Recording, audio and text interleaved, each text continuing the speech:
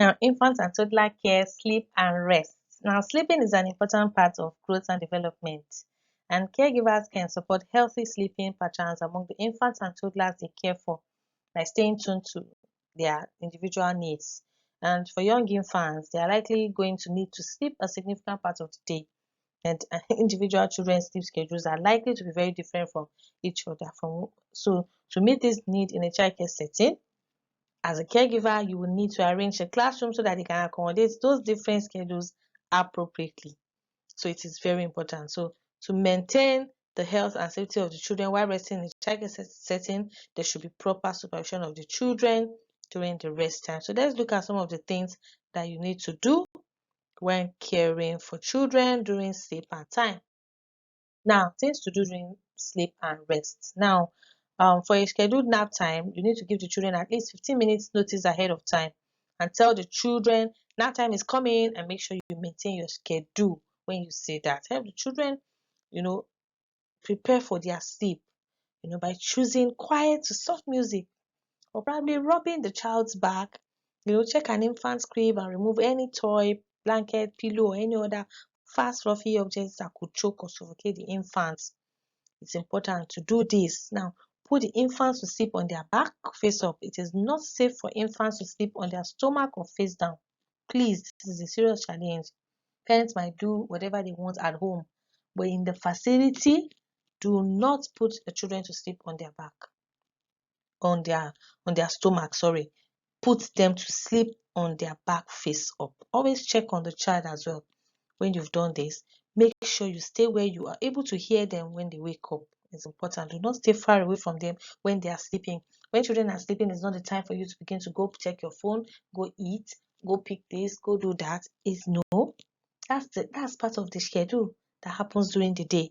So you must be close by. You must be able to stay where you hear the children. Be kind and firm in helping the children follow a rest and sleep routine. So to make them comfortable and to enjoy their rest and sleep time more, make sure you make the process much more fun for them. You may request the parent to probably bring a familiar toy from home or familiar item, anything the child is familiar with, to help them establish a link between the home and the childcare center that will help the child feel safe during sleep. This is mostly used when the child is new to the facility, when the caregiver is still getting to know the child and they've not really established that relationship.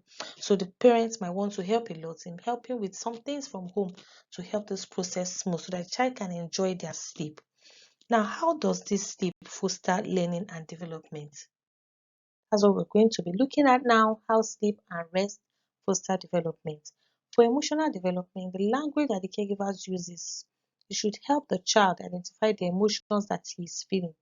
So as the caregiver helps the child calm down, she's supporting the child's ability to regulate his emotions. So when the child wants to sleep and the child is crying or feeling down, it is your job to be able to help the child achieve that goal. What they want is to sleep. Help them achieve that. So when they show those emotions, you help them regulate those emotions as well. And also supporting them, giving them what they want. And social development.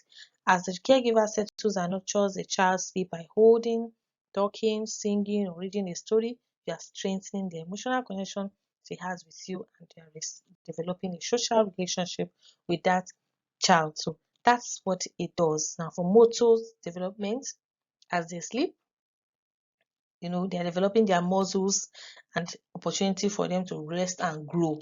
So motor skills are being developed while they sleep. Language development, as the caregiver talks with the child about how she's feeling, she helps to enhance the child's vocabulary. You're feeling sleepy, you want to sleep, okay, the child sleep, and you talk to the child, play with the child, sing with the child, and the child is trying to respond, or you're telling the story and the child is responding.